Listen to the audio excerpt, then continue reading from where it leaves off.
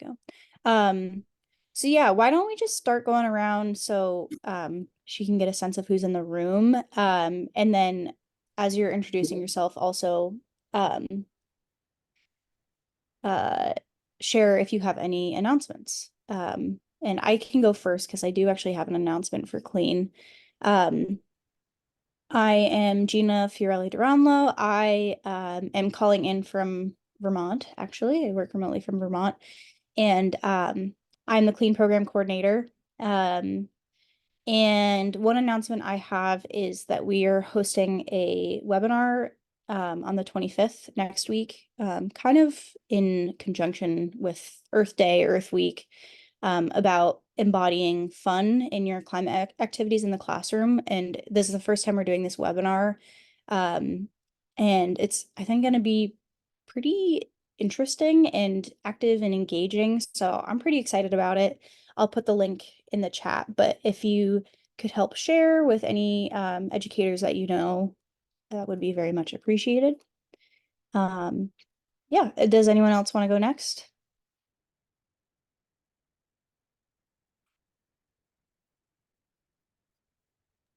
Send it over to Scott. Thank you, Scott. I'll go. Sure. Scott Lewis here, Pembroke Pines, Florida. I'm with the Florida Climate Educators Network. And we actually do have a Zoom event coming up on the 30th, a week from, I guess, 2 weeks from today. And that's going to be with Martha Monroe, who some of you may know is a retired environmental education from the University of Florida, who's going to be talking a bit about the new NAAE climate literacy and action standards. So that should be a very interesting event, and I'll drop a flyer into the chat room on that. Thank you.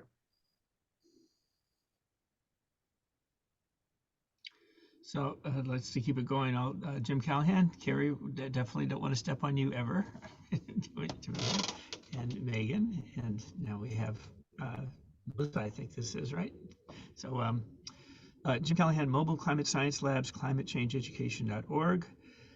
We work in the schools, we work in museums, community events, science festivals, and have long had, so I'm very much interested in this call, long been very much connected to the international community on climate education, talking with educators, learning from them. Is that background sound, or does anyone need to talk? Here, I just muted her. Yeah, okay. it's okay. Keep going. Yeah. So that very much looking to the international connection, and then that could actually segue for a second. This is I'll kind of work, well, maybe on the announcements and stuff, but it has always been our approach to bring out the part of climate education that is fun and engaging, because it can have its elements that are incredibly valuable, fun and engaging. We just did one of our science festival events in Livermore, California, or Pleasanton, California, where there were 75 exhibitors on various subjects on science, technology, engineering, and math. We make climate science like probably the most popular subject. We have the exhibits that are most popular. People love it. People will come and say, "I didn't know this could be like this. My son stayed an hour with your exhibit alone." So that's a kind of a thing. And maybe I'll say, we have so much to learn from Europe, and Europe often is way ahead of us in so many ways. But Europe has lots of science festivals all over Europe, like we do in the Bay Area. But they're usually lectures about climate science. They're usually scientists sitting and talking. So somehow that's one place I think we can help over into Europe, is making climate science engaging and fun. And, this is one of the things, there's a lot of things we do wrong in the United States, but that's one thing I think we do right. So that's a little bit of a putting all together on announcements and everything. So I will now be quiet for anybody else.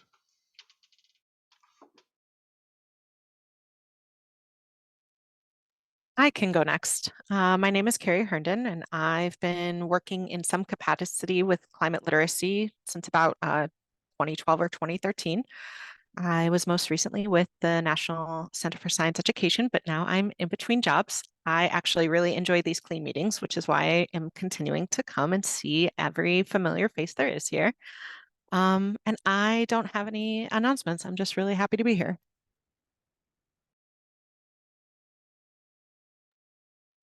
Thanks, Carrie. I'm happy to have you. I don't know. Melissa, do you want to go next? Okay. Sure. Hi, I'm Melissa Rummel. I work at the UCAR Center for Science Education, which is based out of Boulder, and I do education design and teacher professional development. Yeah, we design a lot of resources and materials to help support education just in kind of the Earth system sciences. So, and then a lot of atmospheric sciences, of course, because that's the research arm that we're associated with. We do have some teacher PD that we have our a virtual PD happening tomorrow afternoon. I'll drop a link in the chat. And then in June, we have 3 in-person PDs about teaching climate change and climate science in either elementary, middle school, or high school classrooms. But that's probably only good if you're in Colorado, but I'll share it anyway. Thanks. Thanks. Carolyn, I know you're not feeling well, so Oh, I'll talk. I'm very congested and my face is kind of puffy. sorry. No, it's all fun. Yeah, looking forward to the hot weather if it means that pollen season is over. Yeah, Carolyn Burns, she, her. I work for the Clio Institute in our Tallahassee office. We have our first since COVID in-person Climate Speakers Network program this weekend, and I'm really excited to get to do that. We're going to be at a regenerative farm / sustainable agriculture research station. I'm excited to see you again, Megan, and I'm glad that you were able to join for this. Thanks for having me. Given my tardiness, I'm not sure who else is gone, so I will defer to whoever is connecting now. That is later than me. I'm just going to project my insecurities and let them go next. I think that might be Deb, but Danelle and Karen also haven't gone. We're just doing introductions and announcements, so it looks like Deb is unmuted. Oh.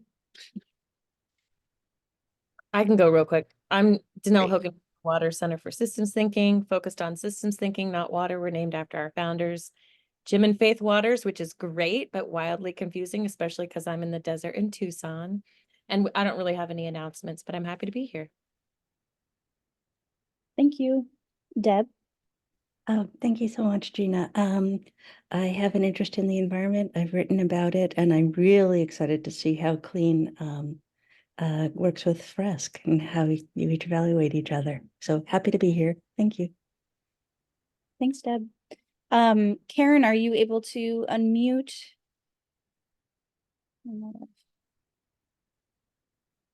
Give Karen a minute. Frank also just joined. Frank, we're at the end of introduction, so I don't know if you're ready to say hi or not, but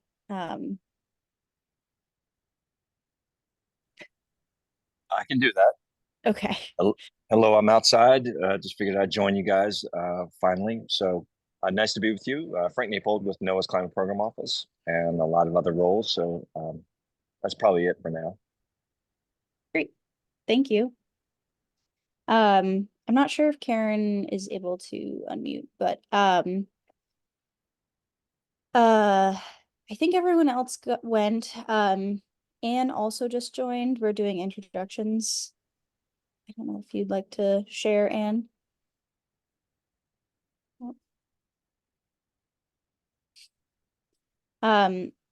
Megan, why don't you do yours if you don't mind, since we're kind of in transition here with folks. Yeah, absolutely, with pleasure. My name is Megan Yousef. I'm based out of Cleveland, Ohio, though I'm currently in Miami for a little bit of time, that I've also called home for a long while. I am a professional facilitator. I go into organizations and mostly work in the corporate sphere, but I also love to bring this into the educational sphere. So in Cleveland, for example, we're bringing workshops like this into schools and into nonprofits in the region to build capacity for understanding climate science, and then also training new educators to continue to spread this in their respective realms. So I'm really excited to be here today. My background, as I mentioned to some of you at the beginning, is in pharmacy, curiously, but I've been following this through line and a passion for training people and connecting them in meaningful ways to change that will make a positive impact on their lives for the duration of my career in one form or another. And Clean invited me into this conversation today because this modality is one that's been used across educational institutions across the globe, and thought it might be a good one to share with this network of educators in what seems to be a really large variety of spheres. Thanks, Megan. That's awesome. I don't know if Anne or Rachel want to jump in with their introductions, but otherwise we can get started. Rachel's here. Hi, Rachel. Hello, Rachel Wellman. I'm at FAU Pine Jog Environmental Education Center. I am a program coordinator leading Climate Ready Resilient Education and Action for Dedicated Youth. And I'll pass it to Anne. Hi, I'm Anne, and I am Director of Education here at FAU Pine Jog. And yeah, that's pretty much it. So I'm responsible for all the educational programs that we do here. Kind of, ultimately responsible for overseeing them and everything. Good to have you both. Yeah, so I'll pass it back over to Megan. I think you probably have slides and you should have the ability to share your screen, but great. We've got the rest of the hour to chat. So fantastic. Can everybody see my screen? Yep, looks good. Wonderful. Well, I have a pretty good touch base on where we're at already. I understand that we're looking for, many of us are program coordinators looking for additional programming. I heard some comments around continuing to think about ways to make it super engaging and invite people into the conversation rather than just talking at them. I heard, I think that kind of encapsulates the main points. I wanted to ask if anybody, I'd love to keep this super casual. So if anybody would like to come off mute or raise your hand if you would prefer, and we can call on each other. I would love to ask if there are any other challenges in communicating around climate change that you feel that you're facing and would like to specifically address.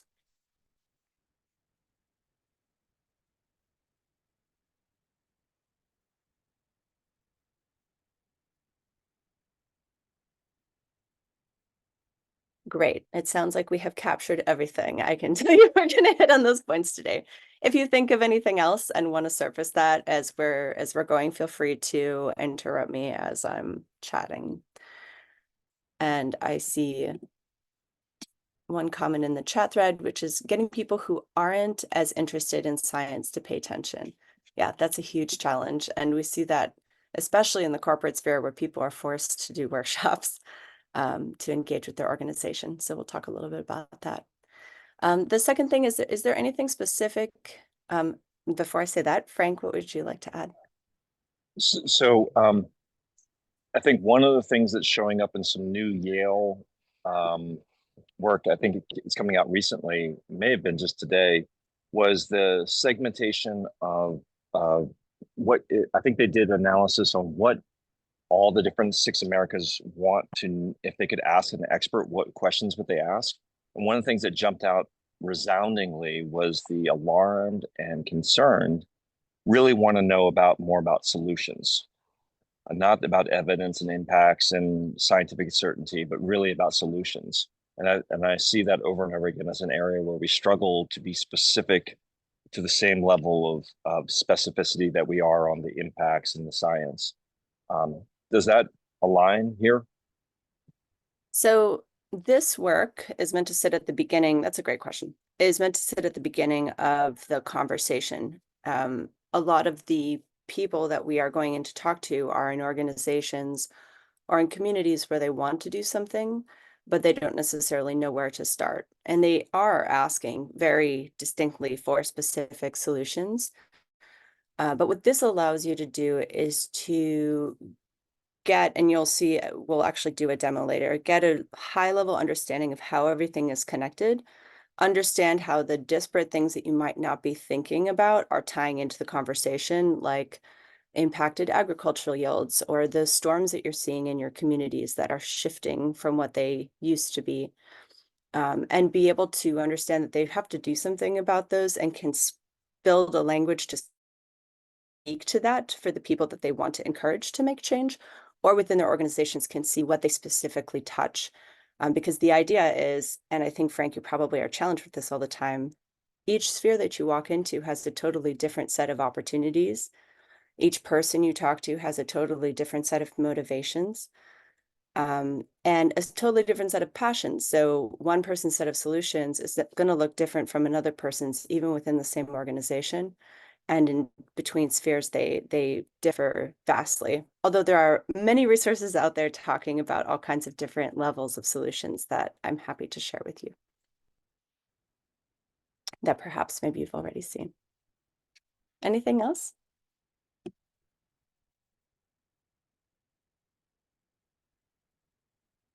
Great. Is there anything specific we'd like to know about Climate Fresk today, just so I make sure I touch on it?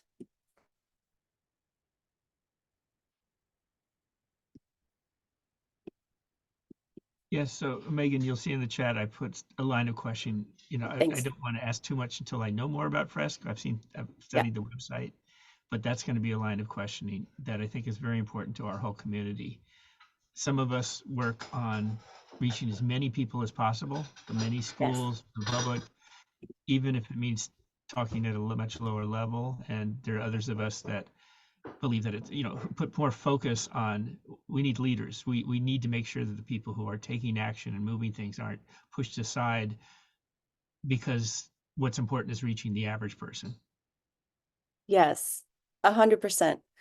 And I see that Deb added that specific questions ranked in terms of helpfulness and impact helps to find the appropriate groups. Absolutely. So I'll make sure that I touch on that in the slides that discuss how this connects groups together. Anything else?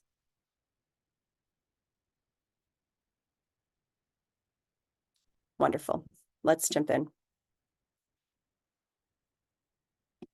So Climate Fresk is a workshop that was born out of France by a French engineer and a professor, who was trying to figure out how to connect to students in the most meaningful and quick way to the IPCC report. By show of virtual hand, or maybe if you're on camera, physical hand, do we know what the IPCC report is? Yes? Does anybody, would anybody like to explain it briefly for the rest of us?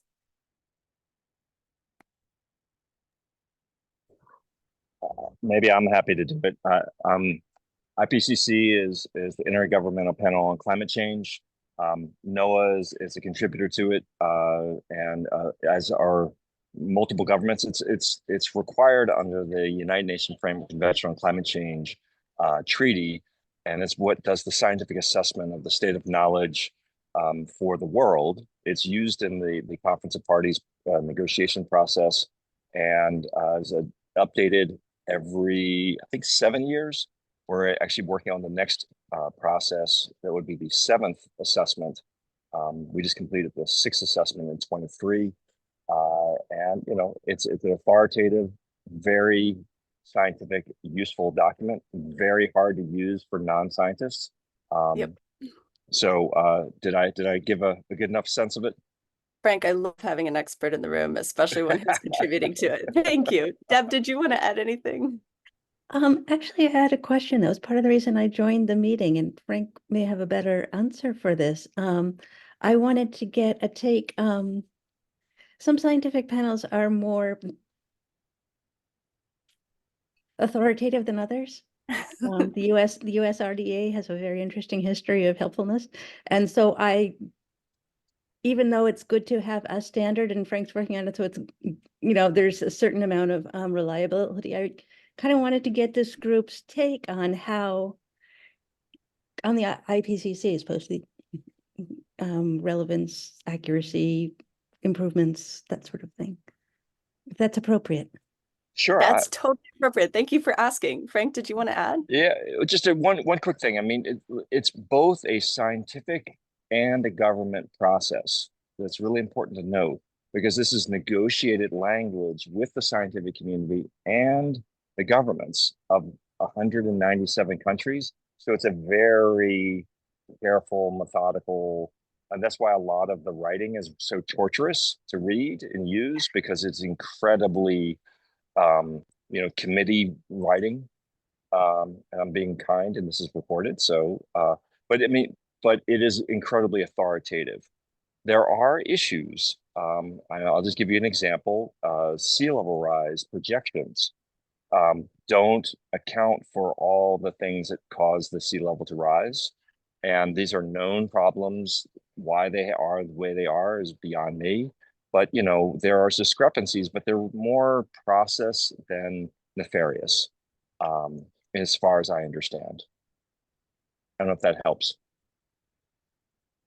I would like to add to what you so eloquently captured, which is that there are some 700 volunteers contributing to this paper every 5 to 7 years, and that it's the United Nations effort to provide the most unbiased resource to our global leaders and the people who are making decisions around how they're going to act.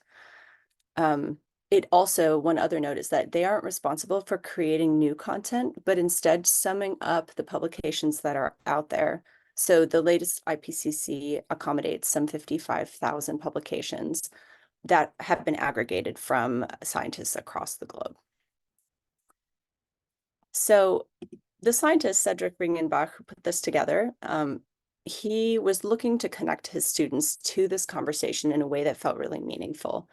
So he went into this IPCC report and he cut out graphs from the report and he asked his students to put them in order from cause to effect, and thereby building a systems map, and found this to be such an impactful and powerful exercise that he then later formalized it in 2018 as a company.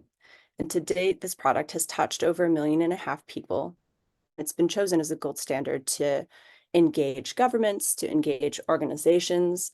It's often scaled within large manufacturers because they do an initial workshop, see the impact of it, and decide to spread it across their global entity. And it's brought into communities and nonprofits and schools as well. And let me just capture these points that are in our chat thread.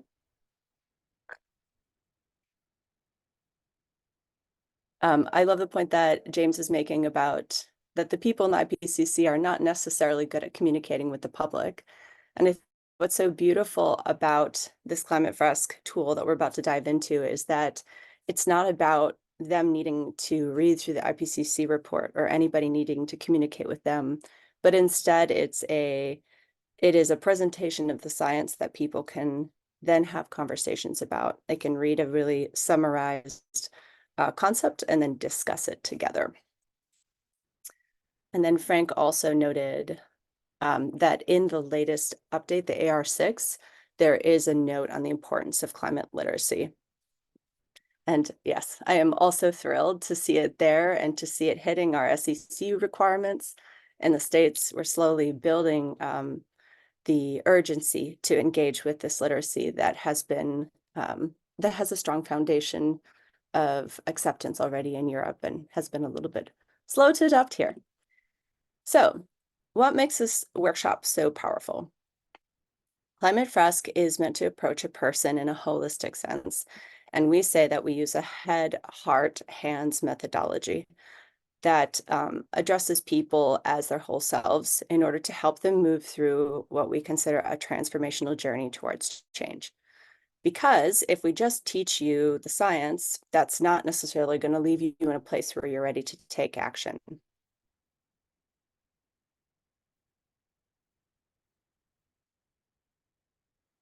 Can everybody hear me?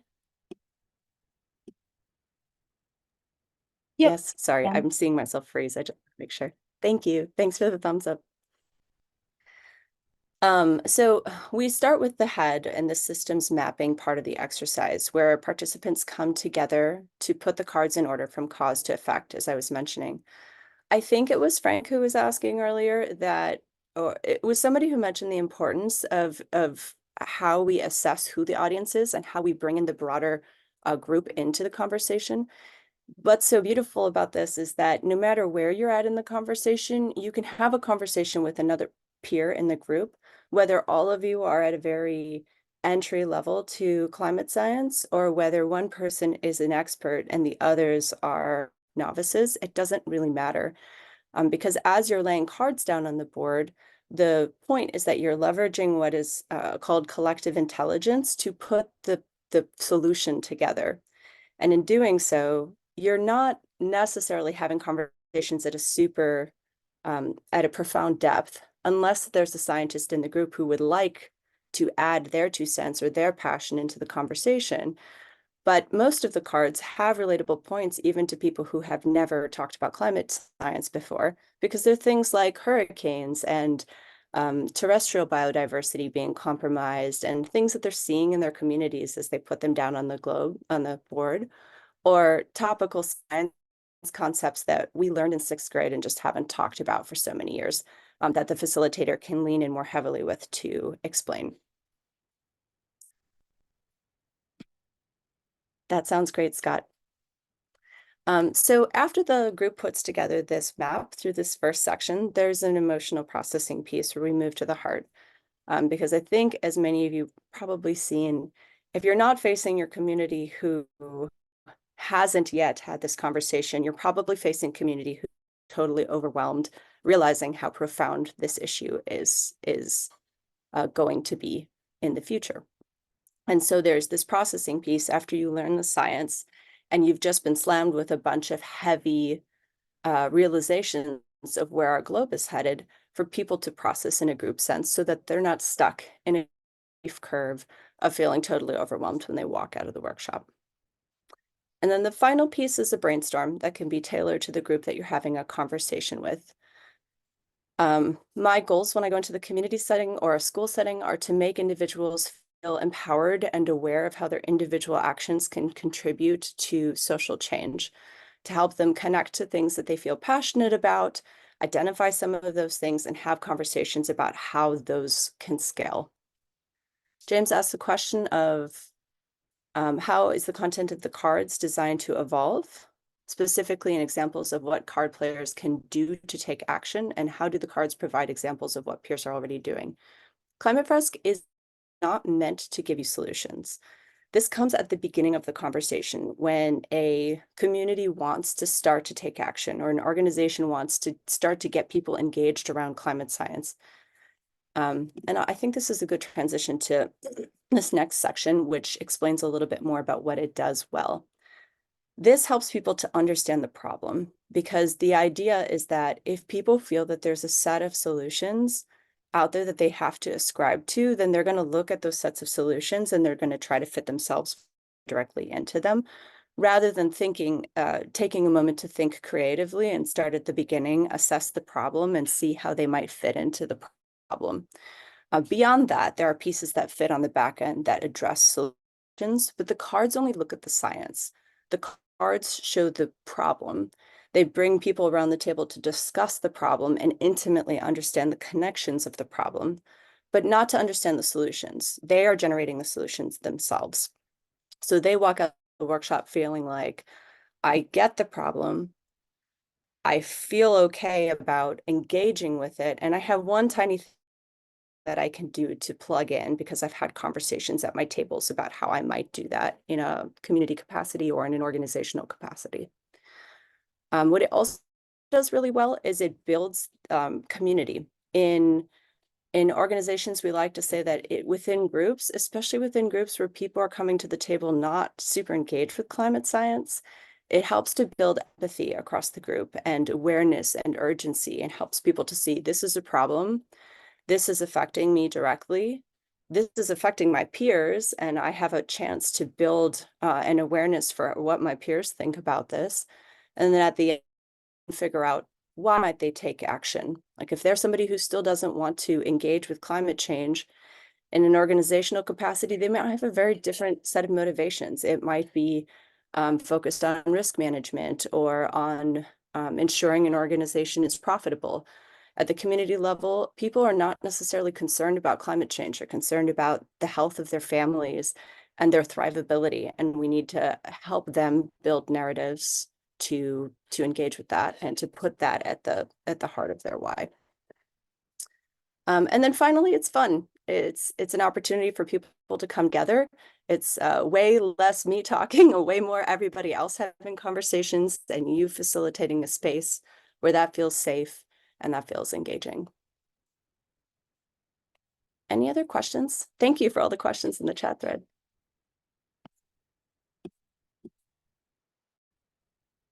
Another question is, isn't part of the problem that science research has so much focus on what happens if we don't do positive things? Applying the science is essential in taking action that is effective. Yes, again, I completely agree. I think everything we see out there is negative and is part of the reason that people feel really stuck and overwhelmed. If you talk to most people, even people who care about the environment, they're not focused on what they can do about climate action because there's not time and it's overwhelming and they're slammed with negative news all the time. What this is centered to do is to show you really clearly what the picture is so that they get it, and then to leave them on a super positive, empowered note at the end so that they feel like the problem is approachable. They understand what has been done in the positive direction so far. And as a facilitator, I like to bring in examples of this is what a community like yours has done, or this is how far we've come, and this is why we're doing this. And we have to build hope for the people who are attending the workshop who feel that this problem is not achievable, solvable.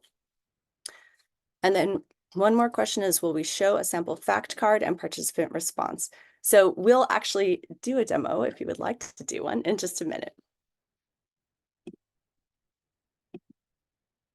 And I think it was maybe Carolyn who asked one other question at the beginning.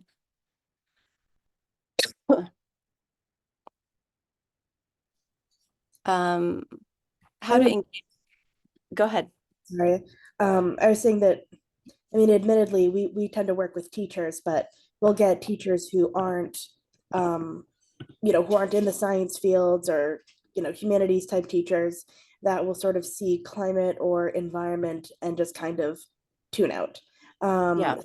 For people who aren't as focused on those subjects, trying to figure out how to get them, because a lot of times once we get into a good conversation with them, they're totally on board, but it's getting that original engagement that can be really difficult. Sure. I mean, it kind of depends on what your lead up to an event is. I think that when building cultures for taking action within organizations, we start with the super engaged and go from there. I think that's the easiest and best way to do it, is you bring in a small group of people and they start to talk about the workshop and what they've done and why they liked it and why it was powerful. And they, as relatable peers in their community, will bring other people in and get them excited about it. For people who are being pushed into it, or you see urgency to really pull them into a workshop like this, I'm always thinking about what is it that they stand to gain from it?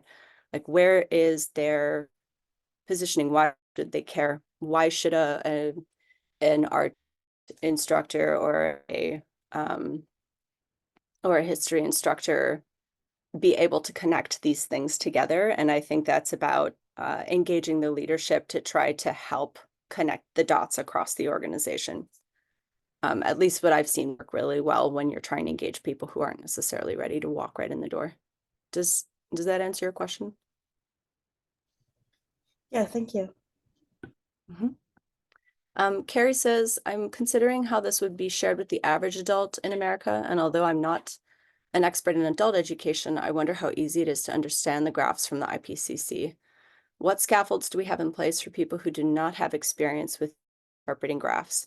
So I think it would probably be easiest at this time to in that, and we're going to show you the cards, real high level, as if that I think sometimes depends on the level of the facilitator to be able to point to a card and say, this card is explaining half a sentence. We have the ability to take out a couple of the really complicated cards in the deck, and most of the graphs are depicting things like temperature rise.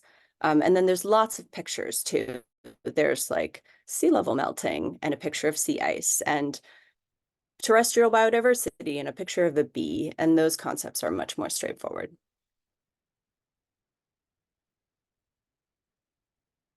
Anything else? Thank you for all the questions. Shall we explore? Oh, I wanted to show you one more thing, which is that this talks really high level about what the workshop does in building awareness and activation. And I get asked a lot about what the concrete outputs are. I understand that you're in a capacity that's much more educational focused, but we see a lot in the corporate sphere around what this drives on the back end as far as justifying the ability to create a sustainability role, or the scale that we see on the back end, or the ability for an organization to engage their employees in embracing new services or new offerings that they're going to put forth. All right. Now it's time to try it out. Let me just find my link.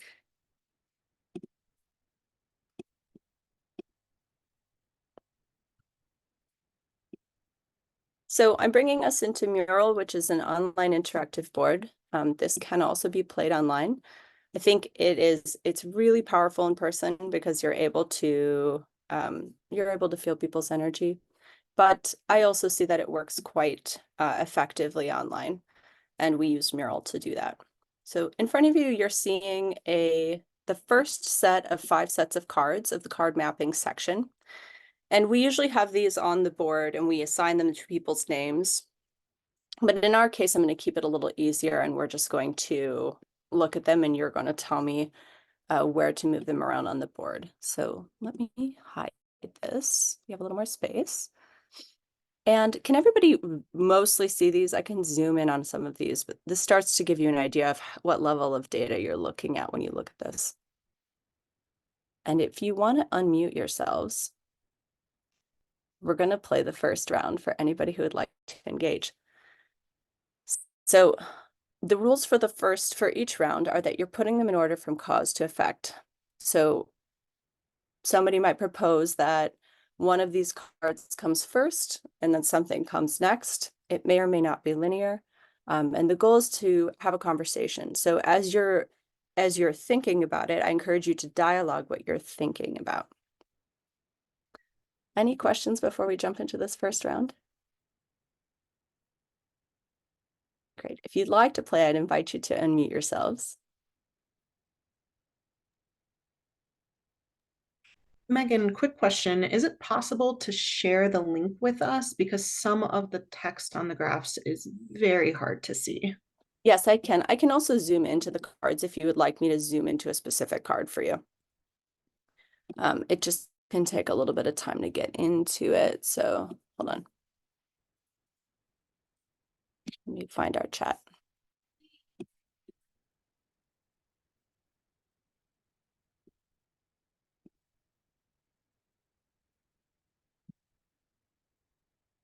And James asked if the developers are open to feedback. Yes, I can feedback. So these cards get updated with each IPCC reports drop every 5 to 7 years. And I can send the feedback directly up the chain. I can't guarantee that it will be changed right away, but I would really love to hear what your feedback is. So if you'd like to go into the link, you're welcome to. If you would like to narrate what you're thinking about, those who are in it are welcome to help them by moving around the cards. We're going to put these in order from cause to effect. So who knows what comes first? Yeah. I'm actually a little concerned that human activities and fossil fuels is a little general.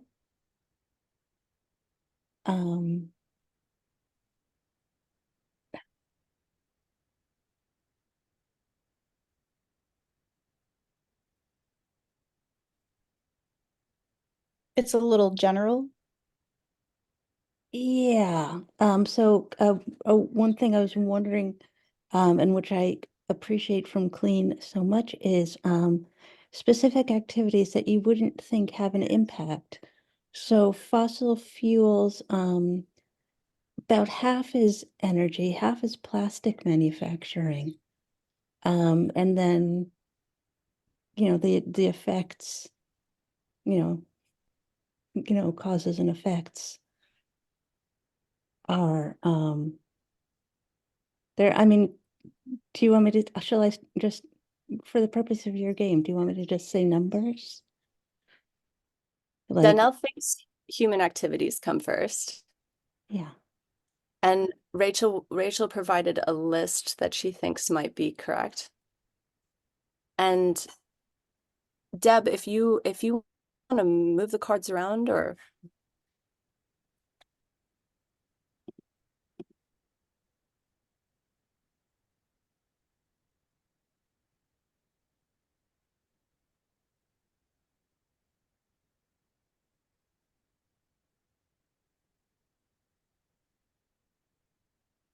and then I heard you talking about fossil fuels. This card is referring to the consumption of fossil fuels, if that helps.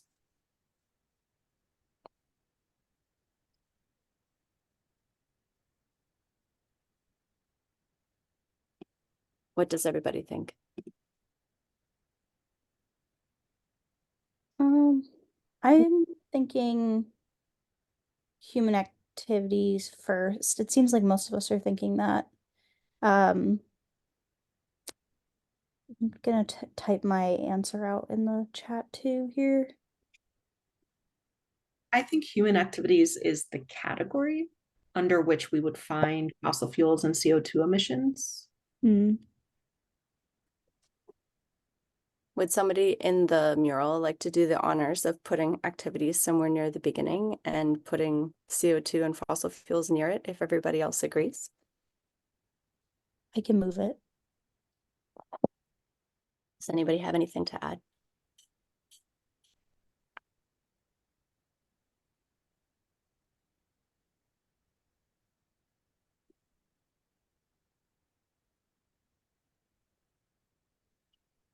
We said CO2 emissions and fossil fuels, those are the ones that fall under the human activities category.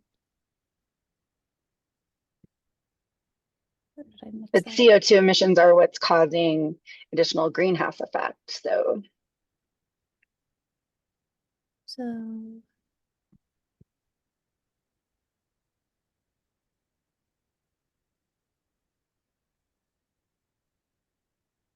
which then causes temperature rise. I'm gonna try to. So I see Danielle thinks that fossil fuels come after human activities. Rachel thinks it's human activities, fossil fuels, CO2 emissions, and then additional greenhouse effect. Deb says, I think the same, and the rest are effects, with some 21 and 13 repeating. A note about fossil fuel use can include both oils for transportation and plastic production. I assume just carbon emissions is relevant. Yes. And Danielle thinks human activities, also fossil fuels, carbon emissions. It seems like we agree that that's a flow. And then temperature rise, melting of sea ice, additional greenhouse effect, and sea level rise. Where do we think these last couple cards go? My only feeling on the fossil fuels versus the CO2 emissions is that, Megan, you said that the fossil fuels is about the consumption of fossil fuels itself, and it is the consumption of them that leads to the CO2 emissions, which is why I think personally that one should come first. Do you guys agree with that? Yes. The using of the fossil fuels is creating the CO2 emissions. I love this arrow you've put in. All right, let's get CO2 emissions after fossil fuels then. And also, I think this might just be an error, but I see the additional greenhouse effect followed by the melting sea ice, followed by the temperature rise. But I think the melting sea ice should be flipped with the temperature rise. You guys agree with that? Yeah. No, go ahead.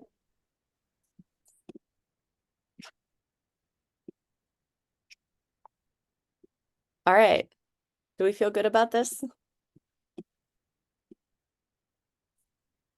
Yeah, and I just want to reiterate what Rachel said in the chat, which is that it's not the sea ice that's necessarily causing the sea level rise, it's the continental ice. So yeah, I would either change the melting sea ice to the land or continental ice, or even put those next to each other on the timeline so that it's not so confusing and showing that one is causing the other.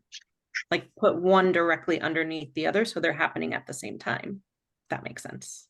I love that two of you have caught that. Most people miss that point in this first round. There's several other people in the chat who have pointed it out, and I just know that it's getting lost in the chat, and I don't want Rachel's point to get lost. Thank you. Thank you for advocating for Rachel, Carrie. I'm going back and forth here. I appreciate it. There is a land ice card. It's in round 3. And as we start to add in cards, it starts to add in the conversation to help people to see how everything is connected. But we start very simply with a carbon cycle, with what happens with greenhouse effect. So after each round, we pause to ask some questions and then to make any corrections if it's drastically out of sorts, because we're trying to encourage people really to have conversations. And the first thing I want to ask is, if melting sea ice is not contributed directly, if sea level rise isn't contributed to by the melting of the sea ice, what is it contributed to on this board by? What causes the sea level to rise on this board? The temperature. Yeah, I was just about to say that too, Melissa. The temperature and the expansion. Thermal expansion. Amazing. Obviously, we have a bunch of experts in the room. I usually like to share that the data point I read, and I'm wondering if any of you can add to this, was that until the early 2000s, something around 40-something% of all of our sea level rise is just due to thermal expansion, before we really started to tip the point towards all the land ice causing the greater contribution. And then we dive into a discussion about the greenhouse effect. At a very simplified level, I would pull up this greenhouse effect card and I would say, who knows what the greenhouse effect is? And then for a very simplified group, we would say, this is like our blanket on Earth that makes it habitable. And we ask, how cold is it on Earth without the greenhouse effect? And point out that this data point is on the card here on the bottom right at the -0.4 Fahrenheit. And then we have a conversation about the fact that as we're putting more emissions out into the air, there's an additional effect that's taking place whereby we're adding more and more coats that make it so that our Earth is essentially warming up. We might dive into some topics on other cards depending on what group we're talking to and how advanced their science is. And then we move on to the next round once we've done the correction and the questions. The total workshop, to answer your question, Carrie, takes about 3 hours. In an organizational context, we're usually adding in more data that's specific to the organization. So it's closer to 3.5 or 4. It's like an offsite. In France, for example, they do these in the evenings. They do them at like restaurants, or they do them as part of community events. In schools, I've done them as extracurriculars that engage a climate club, or as part of programming that's specific around climate change that carves out the 3 hours for this time. Deb asks, are these the cards for adults or children? These are for adults. There is a simplified deck for children. And do we include location-specific data as well, not just company relevant? Yes, absolutely. You can add cards that are specific to your location, but I think it is just as, if not more powerful, to ask people what they are seeing on the board as you build the full capacity. And I'll show you what the final, what the final thing looks like. As people are getting into rounds 4 and 5, we're digging a lot more into the consequences. And that as you're doing that, if you have a deep awareness of what's going on in your region as a facilitator, you can prompt conversations around, if you're in Cleveland, you might discuss algal blooms in the lakes or the decline of terrestrial biodiversity in a region where you don't really feel climate change or the more severe storms. In the south of the US, it's a little bit easier to point to specific things, or the forest fires, which have covered our whole country. But I think it's more powerful to get them, encourage them to surface what is happening so that they can identify it, name it, and put it on the board themselves, rather than just handing them the answer.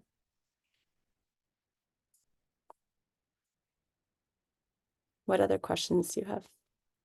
Carrie asks, for the cards that are meant for children, are there lesson plans for the teachers to use, and do they align to any specific standards? The short answer is no.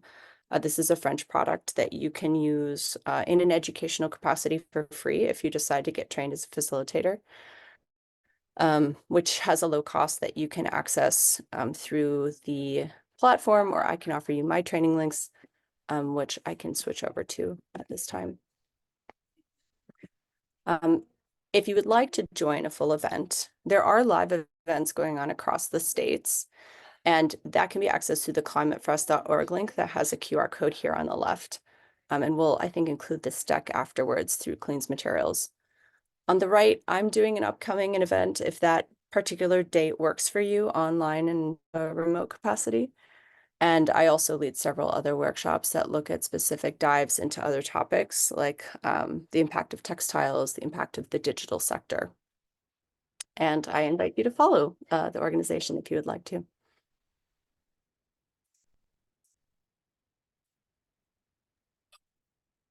Thank you, Megan. Thank you, Gina.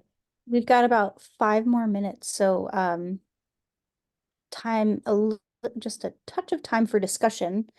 Folks can feel free to unmute, but I know there has been a lot of activity in the chat too, so. Yeah, Carrie, I would say it is a fantastic tool to both surface. I've seen teachers use it to solidify a lesson plan that they have put out over the semester to help students really anchor in the knowledge before taking a final exam, or just to engage a broader school and do like a full school or a whole grade event, something like that. Yeah, I see this being useful even just in the general classroom. I mean, a lot of the science pedagogy now is about having students identify their own questions about something. And you could take this and cater it to a physics classroom, a biology classroom, a chemistry classroom, to really dig into the different standards where climate change is applicable, but not necessarily spelled out, you know, Yes. in the standards. And so I could see this being a tool, if it is adapted for the classroom, that would be really versatile and really welcome, particularly for teachers who might not necessarily have a lot of climate education background themselves. But yeah, this is a really, really powerful tool. And I would strongly encourage you to suggest it to your higher ups to think about adapting it for that use. It would be very powerful. Yeah. The one challenge that, so 2 comments. One is that I've seen schools use it in a capacity that moves it beyond those roles into using it to start a conversation at the beginning of a semester, and then bringing in different people working on climate change in different sectors, like working on climate in their art, for example, or in a sociology context, and they'll bring in somebody who's doing this in the community or doing it within their system to explain how it connects and stimulate conversations around that on the softer, less sciencey part of things. And then the other comment is that because of its ability to move people through this journey, that journey in this tool is a protected 3-hour experience, and they're very reticent. They haven't seen successful results in splitting up the product into the 45-minute classroom setting that I know many of you might be constrained by.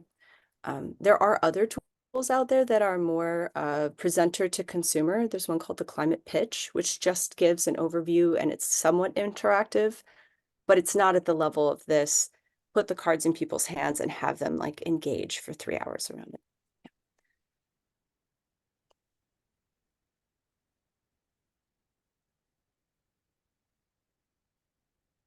Well, I'll be I was following curious about the vocabulary, like there's a lot of, sciencey terms. And so dealing with people of different levels of familiarity, like, do you provide a glossary, or do you define terms as people go, or?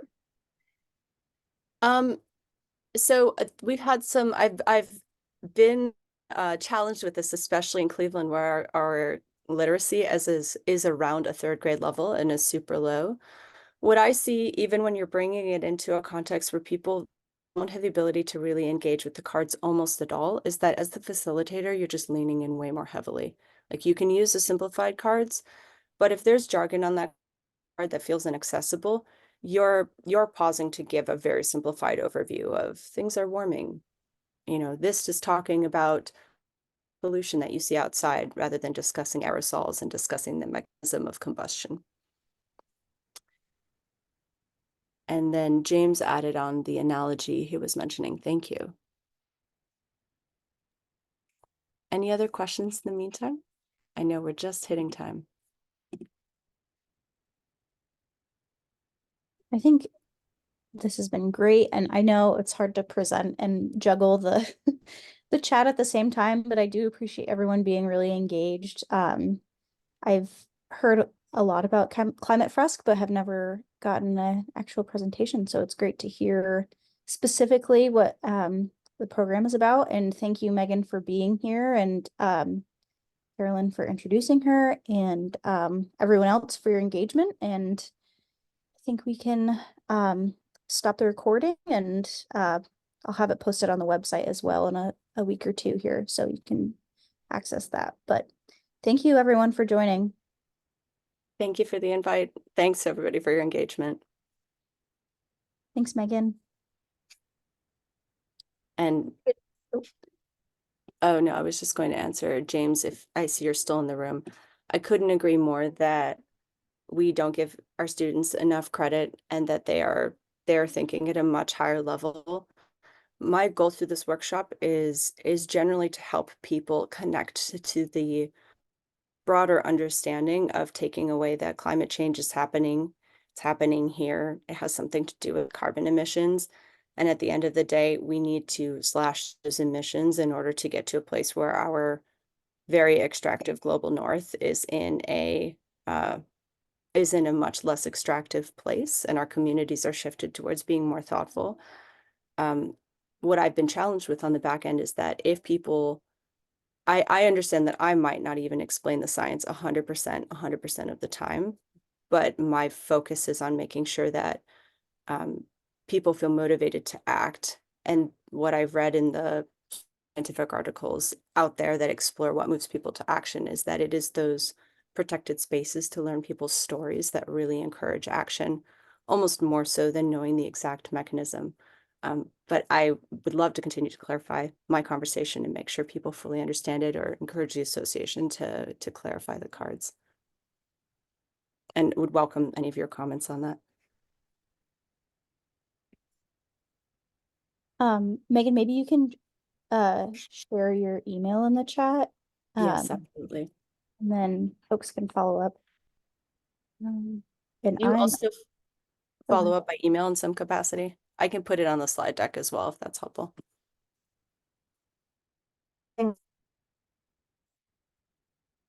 So if you wanted to share the slide deck with me, that would be great. Great.